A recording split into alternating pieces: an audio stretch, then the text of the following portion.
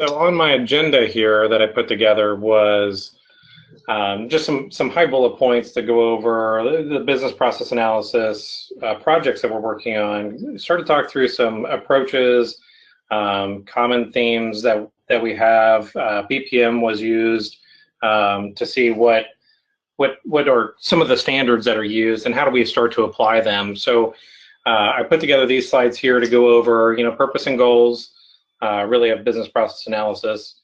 What are we trying to get out of it? Our approach, what are the ways that we want to get in and start to ask the right questions? And then on methodology, really what the process is, the high level objectives of those processes. And then going into the meat of the deck is, how can AccuNet use BPA? And then going into deliverables, the products that we're actually going to work on delivering throughout the projects, and then into client benefits. What does a client get out of it as far as working with AccuNet? And then the last slide is around questions and next steps. So on the first slide here, we've got purpose and goals of BPA. The first bullet point I put here was around identifying and documenting current state processes.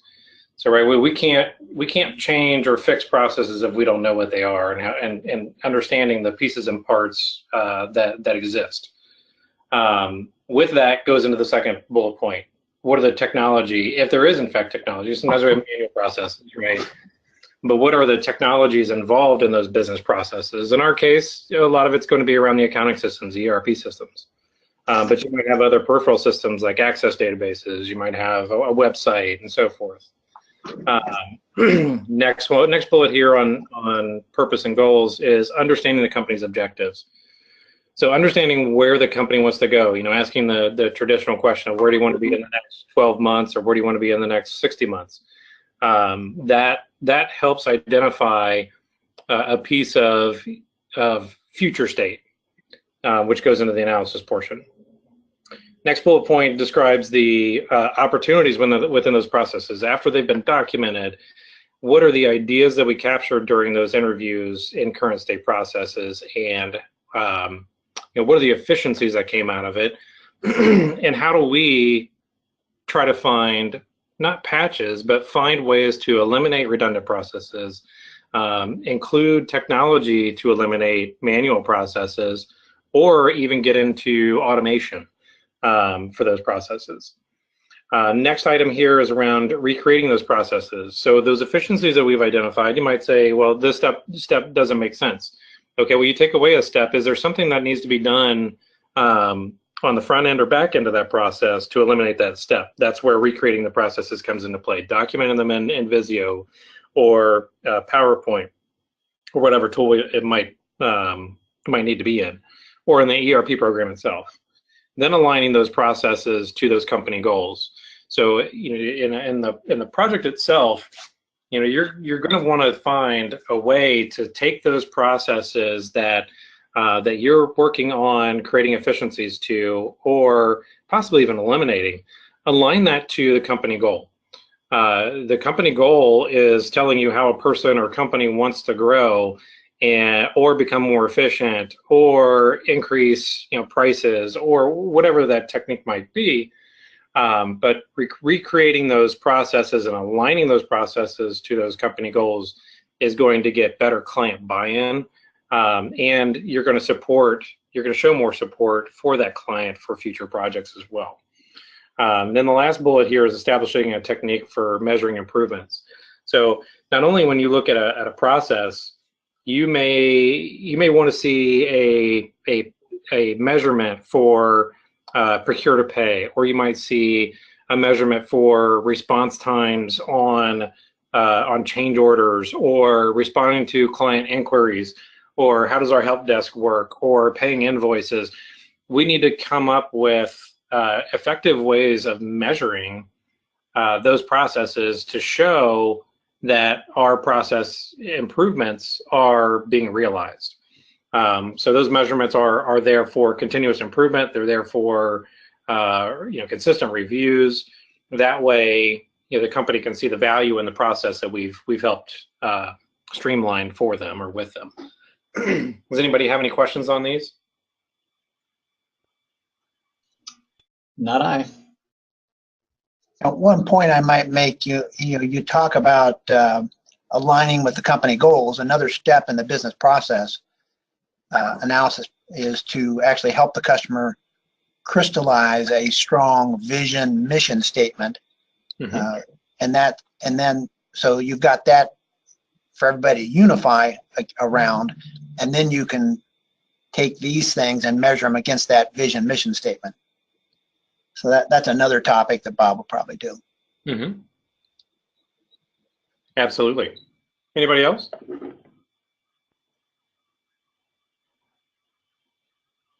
All right, next slide. So from an approach standpoint, one of the sources that we've continually used with books and that I've looked at and utilized has been with BPM. And with BPM, on the right gives us a graphic of essentially the funnels of business processes. And the biggest categories are process understanding, continuous improvement, and then process automation and optimization. So the last few bullets that I talked about there on the previous page really come into play on those bottom two buckets. And in their approach, going through the bullets here, in their approach on process analysis or business process analysis, one of the primary goals is to align processes to business goals. So if you have a process that's an outlier that doesn't have an effect on the business goals, the biggest question we should be asking is why, and digging into that. It's not a derogatory question. It's not a mean question. It's simply, why would you do a process if it doesn't have an impact to the business goals or have an effective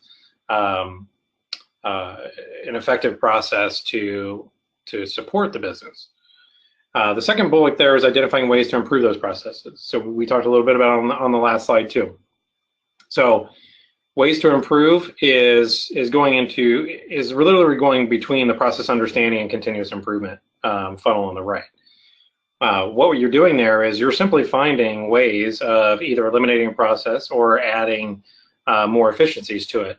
It's not always, the other thing I want to point out here with number 2 is it's not always a manual step. It's not always a manual entry. It could be an automation of a step. We found with a couple of clients we've talked to recently with Milligan and myself, where there's always this question of why do we put the same information into 3 different tools, or even more than that, 5 different tools? And that's a good question. That's a question we should be asking when we start digging into processes with clients. And number 3 is establishing those measurements to monitor performance. So like I said, response times, quantity, volume. Are we measuring the time or the data being involved? It could be as simple as accounts receivable. It could be assets. Are we measuring those pieces and parts effectively so that we can make management decisions or help our clients make management decisions quicker, faster, and more effectively? And then 4 is the continuous improvement optimization. So this funnel, although it looks like it just keeps going down and down, it's a repeatable process, which goes on to the next slide.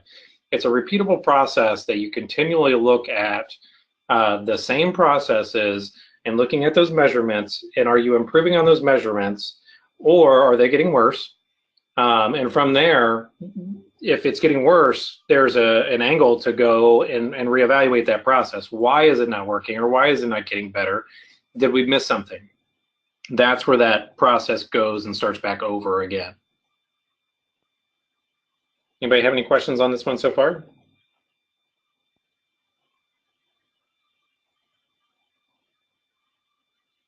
All right. Next one is around methodology.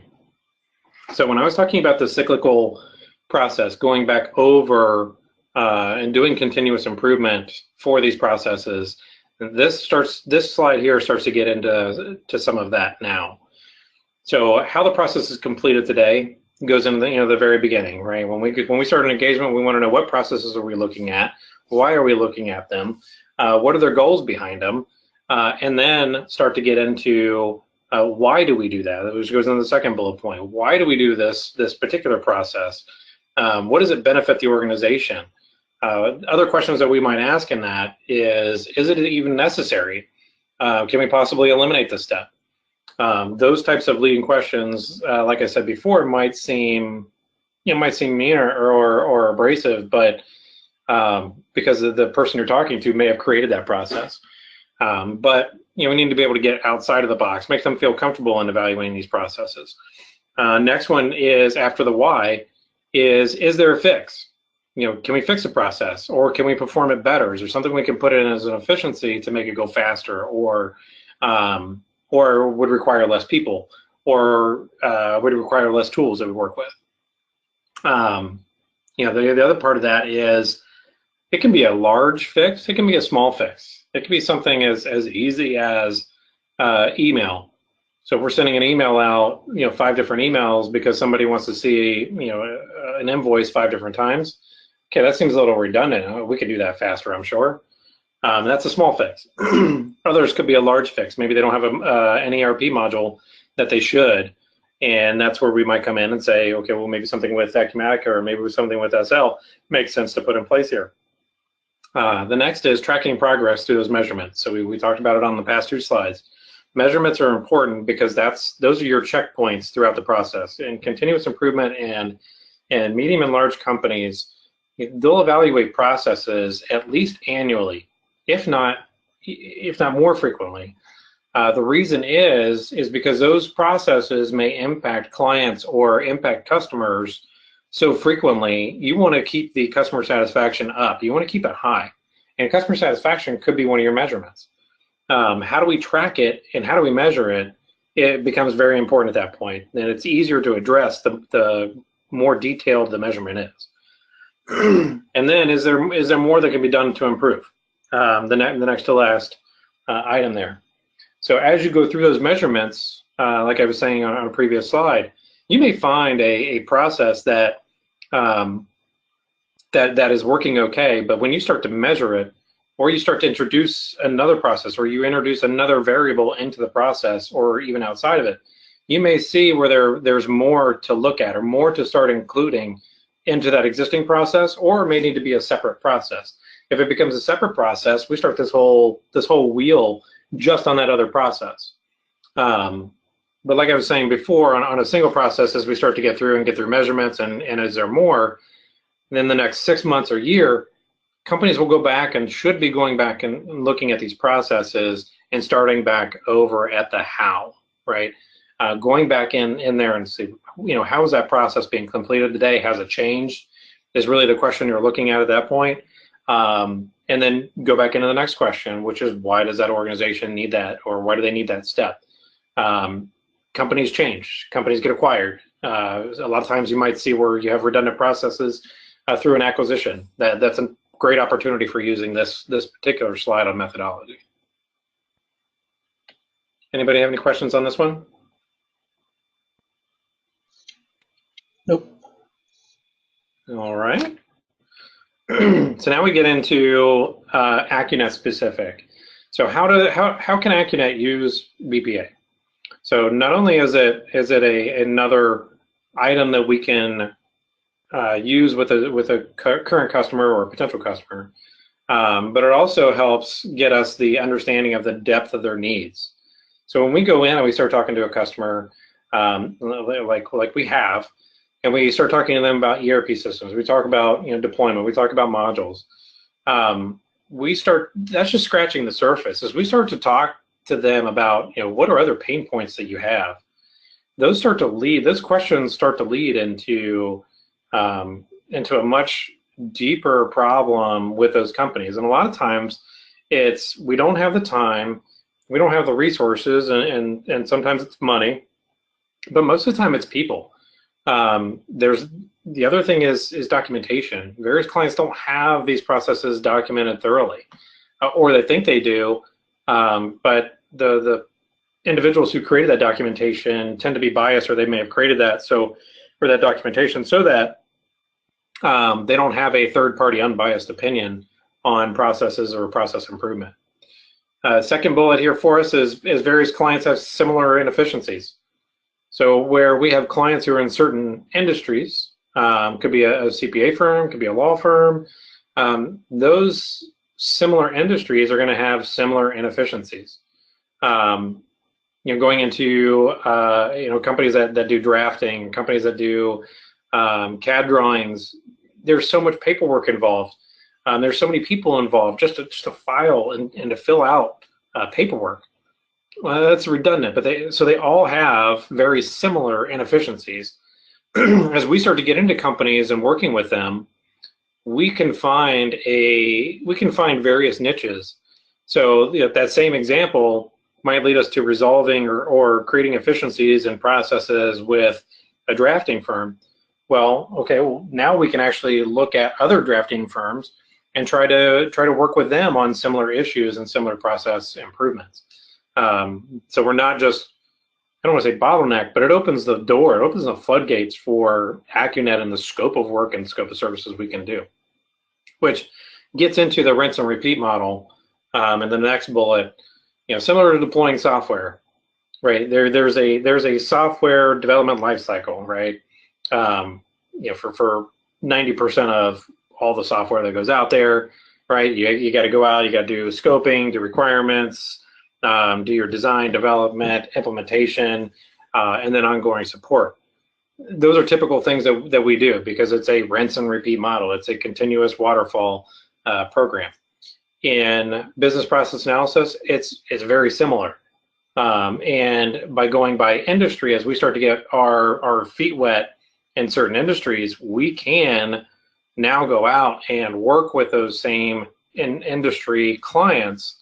And it is a similar rinse and repeat model, which helps us out.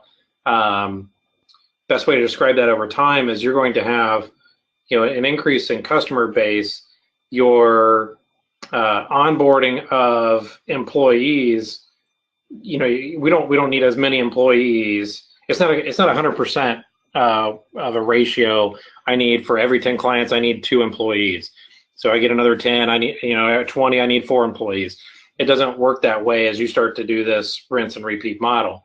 It actually diminishes the bigger you get or the more customers you get. You can spread your clients, or we could spread we can spread our employees across more projects by having that rinse and repeat model process in place. Next bullet point, it is an additional service revenue on business consulting. So what does that mean for us as consultants internally? It means more billable hours. That's a good thing, for everybody, essentially sitting at the table here.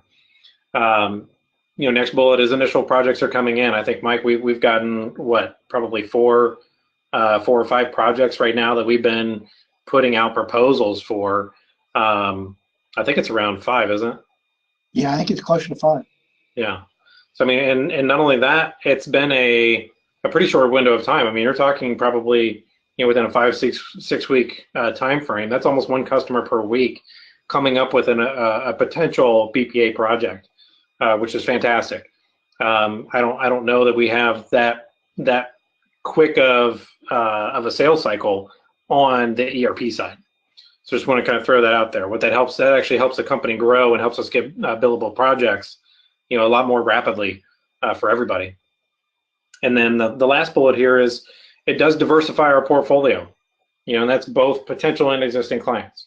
So potential clients are the industry specific clients, right? So if we're working with a drafting company, we can open the door to drafting. If we are working with some of our existing clients, we open that door, and that's a conversation point, for Mike to be able to go back to existing customers and maintain a relationship. Hey, we can sell more, or we can do more in helping your business than just the ERP systems. The other on the potential is, we can do projects across the country, and I hesitate there a little bit because you still want to be within a specific range, but we can do projects where we may spend a couple of days working on processes with a client that's in Georgia or even Florida, like MedUp, for example. Go down, evaluate it, come back, and then start to poke holes at the process, start documenting it, and then having online conversations, and then do a presentation in person. That model works pretty well with BPA. Does anybody have any questions or any additions here? All right. Next slide, deliverables. So what deliverables are we producing or assisting in producing during these projects? So as we start, and you guys have probably seen some of these on some of our work orders, but we're trying to narrow those down so it's a fairly standard work order or fairly standard process for us. So the deliverables we're looking at is a current state process workflow, and that would be typically through a Visio or PowerPoint. I like to use both for those, but let's document those process workflows. Let's get the details on there. Let's get all the meat on there. And then with that is a mapping of technology to the process. So if you're using an ERP system and you're doing a customer order, how does that process work? Do you do a manual? Do I manually write down my order on a piece of paper, and then do I hand that over to Susie at the front desk, and Susie enters it into Acumatica, and then it starts going on its technology map that correlates with the process. The next item is the corporate goals being documented. So we want to host a fairly short meeting with the management team or the key stakeholders at an organization to understand what their goals are. We want to make sure if growth is a goal, if efficiencies are a goal. When I say efficiencies, I mean, do we need to help cut expenses? Usually those two go hand in hand, right? We want to grow and we want to cut expenses. And that is going to be common across all of them. Okay, well, technology is a good addition to help with that, so that you can increase your technology. You don't have to worry about increasing employees. That goes along with those goals. Or do we have too much paper? Or we spend too much on ink? Those sort of things. We want to understand and document those goals because those are going to help us in the next step, which is going into future state process workflows. As we get into future state process workflows, we're going to want to understand how those goals are going to impact the processes that we come up with. We may come up with a process improvement that may actually be have a negative impact to the goals that company has. So, okay, we don't want to do that. We might present it as an opportunity or a potential plan B, but we want to make sure that is not focused, or that future state process flow is not focused on what we think 100% is going to be better, but we need to align what we think is going to be better along with the corporate goals for the organization. So with that, we need to go into the recommendation stage, and in the recommendations of those future state workflow documents are going to be more high level and show the client this is what we believe is going to be an output of implementing these processes that we have changed or fixed or created efficiencies to. And then in the next step, still part of recommendations, honestly, but I still consider it a separate item, is technology recommendations. So when we go in and we're there to look at processes, we're not 100% there to look at technology improvements, right? Could be part of the scope, but at first the client's probably not going to say that. So let's also keep technology recommendations aside as a separate deliverable that says, okay, you're using these 5 different tools and you've got 6 different companies in the world, right? You're using SL for it. Each company has a different SL license, and I know you want to stick with it. So as a technology recommendation, outside of the process improvements, might be, okay, well, you might be better off using a tool like Acumatica. It's going to be, cheaper, more accessible, or even easily accessible to your company. Those are technology recommendations we should definitely have as a sidebar conversation with the client. And then the last item here is it's kind of an item at the end which keeps us still involved with the client. So we want to plan for that follow-up project. So like the example I just gave, if we're gonna move a client or suggest in a technology recommendation that they move from from SL to Acumatica, or QuickBooks to Acumatica, for example. We want to put a plan together that shows how to do that and offer that as a service of AccuNet. So that way it's a hook into the customer. They build a relationship with us for this BPA process. They know that we work with these systems, and that should be a clean follow-up by leaving them with a plan of how we would actually follow up on delivering that project to them. All right, does anybody have any questions on this? One comment to give an example. Out at Telos, they're moving to all digital control boards. Mm-hmm. And for them, it was absolutely mission critical that that a customer could order a product or an add-on to the product over the web, and that the system would issue, once they pay for it, the system would issue the registration key. That was absolutely critical to their mission, and that's what, in their BPA, that's what management will measure almost everything against. Does it get us to that goal? Does it get us to a system where the customer can order online and get the registration key online for the product? So a lot at the other customers, we're seeing things like, so I don't have to hire another person, or I can handle more transaction volume. But in some cases, it's not. The goal is, I guess, very business marketing oriented and not necessarily efficiency oriented. So that goal has a big impact on what comes first and what gets done first in a business, in a BPA project. I have a question. Sure. Have you run across, Bob, companies that go through a strategic plan and one of the items in their goals is to look for inefficiencies and things like that, and then that would spur the idea of having a business process improvement project? So, a lot of companies that I've specifically done this with have been large companies. They'll even have departments just for continuous improvement. But a lot of times when you see a change in leadership, you see a change in management, their goals are going to be different. So they're going to be tasked with, how do they create efficiencies to an organization, or how do they grow the business? Those strategic sessions where they're going to try to outline how they're going to do it is usually going to result in a process like this. Yes. Okay. Yeah, because I know that when anytime Magnet went through a strategic plan. Yeah, I was going to say they go through this like every 2 years. It's not a it's not an every 10-year thing. Yeah, I know Magnet used to go through strategic plans like every 2 to 4 years, depending on the change in management.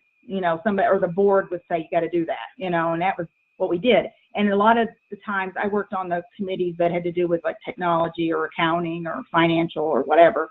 And that's kind of where some of this come from, where we go, okay, now our goal, we have some goals that how do we get, so I understand what you're saying, but that's helpful when you have companies that are proactive. I mean, we work with such smaller companies that they don't do this. They don't think strategically. And so that's where I see where the holes are, unless we want to move on and look for other clients, because the smaller client just doesn't think this way. Like, they don't think about continuous improvement. They just want to employ the 4 people they have, and they don't want to, they might want to change a few things, but a whole big entire business, process improvement project might be a little harder sell. That's what I'm thinking. I don't know if you guys agree. The other consultants, do you guys agree? It's kind of, we have some clients, but this would be great. We need to do this. There's so many clients that need this.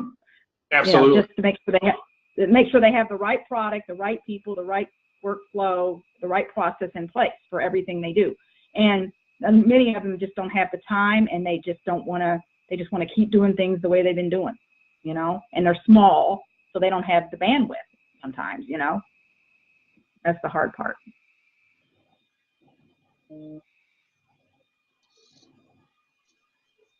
I want to make sure the consultants respond there, but what I've been using this as is a almost a stop and think step for people who say we've got to change systems. You know, let's rather than say, okay, let's go out and do an RFP and have 3 vendors come in and do song and dances. Let's stop and do a design step and decide what we want so that we can narrow our search and ask better questions during the evaluation process. Mm-hmm. So I'm kind of holding people off and saying you really need to do this design step first before you start implementing and end up just replacing what you have. And then the second thing you mentioned there is that a lot of our customers don't have strategic planning sessions every couple of years, but they do have audits, and a lot of times the audit will point out some needs. So developing, for me, I got to develop better relationships with audit firms so I can pick up off of an audit and then present a BPA. Yeah, it's a good example. Yep. You know, a lot of audit firms do them. That's the thing. No. Yeah. Yeah, so that's the hard part is, you know, some of the smaller companies, smaller audit firms will not do this kind of work. So you're right, but they will go in and say, oh, you got to change this, this, and this. And, you know, especially when they start looking at internal controls, a lot of times that's where the audit gets into a lot of sticky situations where internal controls aren't met and the quality of the transactions because you got double entry and so there's more mistakes. So the audit sees that. But Those they are the kind of usually things. have their own software too, don't they, Becky? Most of those firms have Yeah. their own software that can promote too. That's true. That's why I said I know the firm that did Magnet business process improvement, or well, it was not business process improvement. It was basically that's what it was. They also ended up being Magnet's auditors. Oh yeah, and I think They do 3 of the technology biggest and firms audit. around here that are regional are also also support software. Like the 3 biggest firms around here seem to do that too. So, and I'm not even talking about the big 4. I'm talking about the regionals. So, I think they would get more in our way than help us.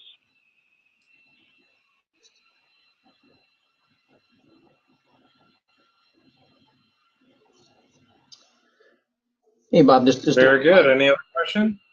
just a little reminder here. So we just want to make sure we're wrapped up in about 10 minutes. So just FYI. So, Mike, who are you going after this kind of discussion with? I Customers? mean, you guys are talking about Columbus Regional Airport Authority. That is a huge organization. Mm-hmm. Yeah. Yeah, that's a referral we got through one of my partnerships. But you know, in our customer base, it's people like Telos, Pomeroy Consulting, who else? CAM, Christian Aid Ministries.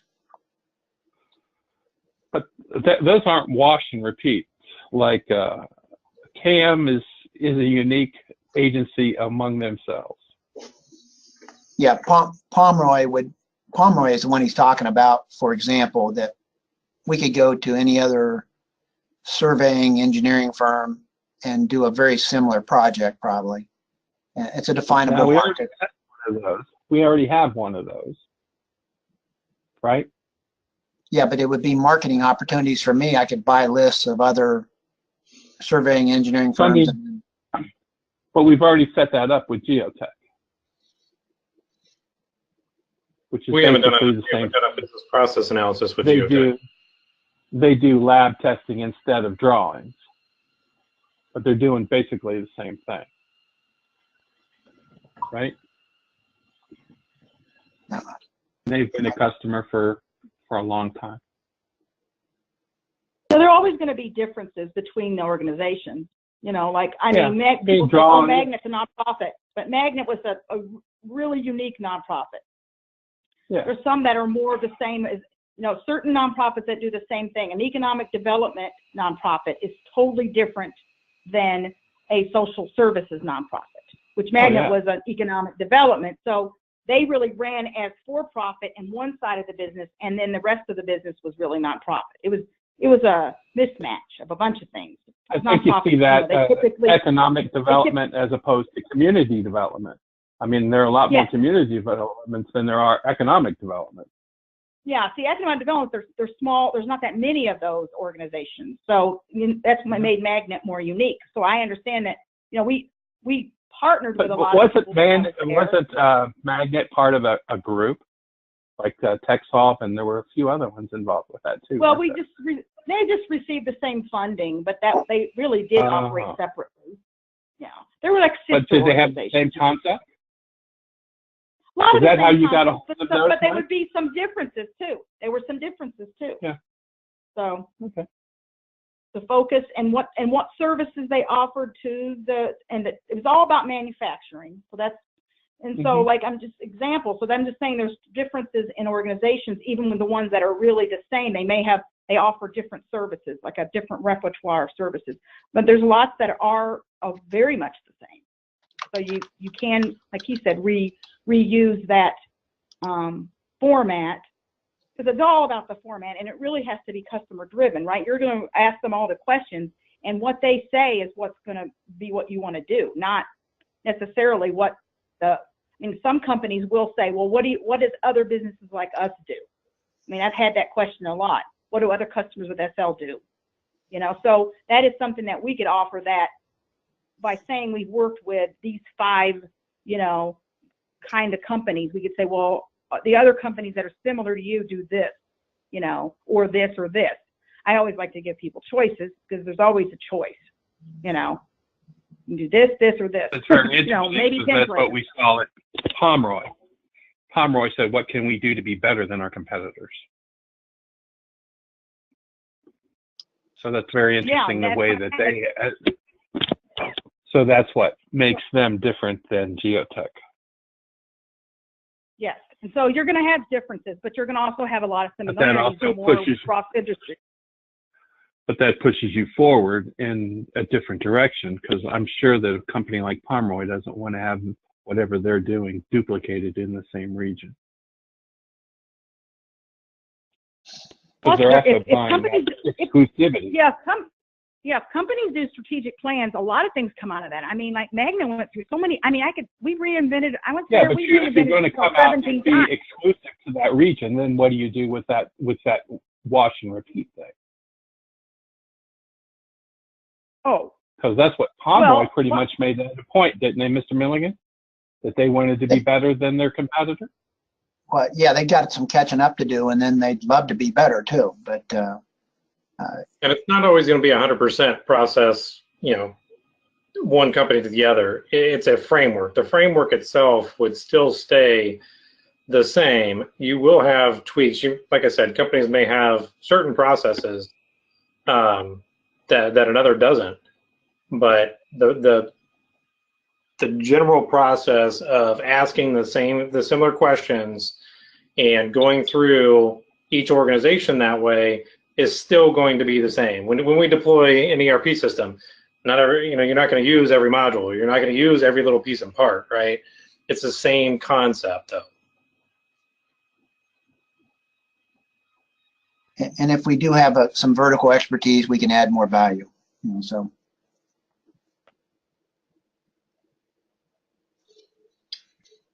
I'm just saying that there's a lot of opportunity with companies that are, especially as companies get bought out, and I mean, I know coming from a nonprofit, you're constantly reinventing yourself.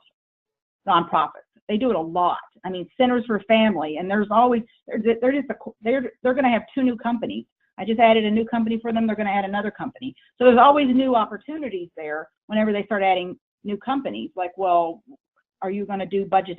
Are you going to, the kind of questions we ask now are like, okay, are you going to do payables in that company? No. Okay. Are you just going to, you know, do a trial balance and then just, you know, that kind of thing. So those are the kind of questions we already asked, but then we're going to go, this is taking it beyond that. We have to think not about the software. We have to think about the process and the ultimate goal of what their expectations are. And a lot of times, I mean, when I worked with Westshore, for instance, with RAM meter, they didn't really know exactly what they wanted exactly. And then they finally figured it out through the process of the project. So it's like, it's better to find that out before you start implementing. We were in the middle of implementing as we were figuring out what they want. So I like this approach where we're going to find out what it is they really truly want, and then we can find the right product and implement the product the right way. And maybe we won't be the one to implement the product, but we at least got them on the right track. Yeah. All right. True. Hey, we want to wrap up here in 3 minutes, Bob. So.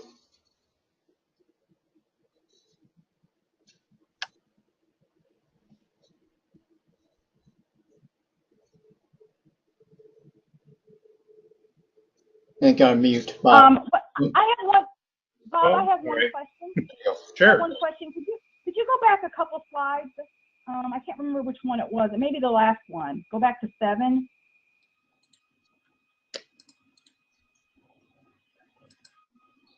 Yeah, the deliverables. Go back to the deliverables. Okay.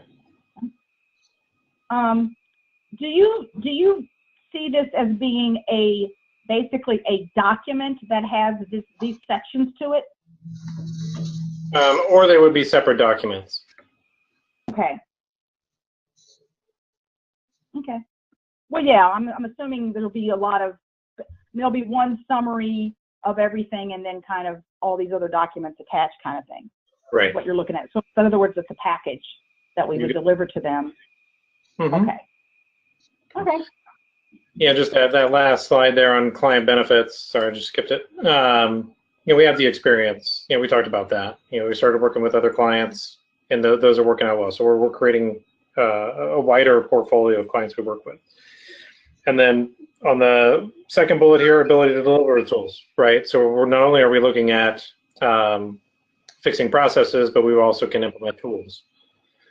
The other pieces here are, we've done it from our conversation, but I think the one that sticks to me is the next to last one, you know, receiving a personal touch in the relationships. So, you know, they don't feel like we do something and we hand it off. We can do something and we can continue on. That's a little bit more of a personal touch and a better relationship with a client, which goes a long way.